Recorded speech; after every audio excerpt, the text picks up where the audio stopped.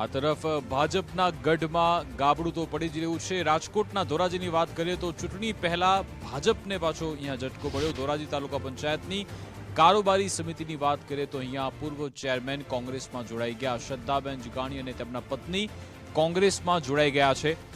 ભાજપની નીતિના વિરોધમાં તેમણે ભાજપ સાથે છેડો ફાડ્યો છે। હું ભારતીય જનતા પાર્ટીનો ધોરાજી તાલુકા પંચાયતનો કારોબારી ચેરમેન હતો। ભારતીય જનતા પાર્ટીની રીતિ જોઈ એનાથી કંટાળી અને હું કોંગ્રેસ સાથે આજથી જોડાઉં છું। તેઓ તાલુકા પંચાયતના પૂર્વ કારોબારી સમિતિના ચેરમેન છે।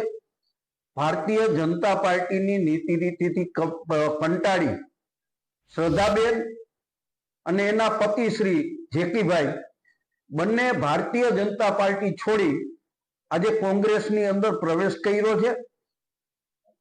હજુ આવતા દિવસોની અંદર પણ ભારતીય જનતા પાર્ટીમાં જે કાર્યકર્તાઓને અસંતોષ છે, કાર્યકર્તાઓને જે રોષ છે ભારતીય જનતા પાર્ટીની નીતિ રીતિથી, એવા લોકો ભારતીય જનતા પાર્ટી છોડી અને કોંગ્રેસ પ્રત્યે વિશ્વાસ વ્યક્ત કરી રહ્યા છે।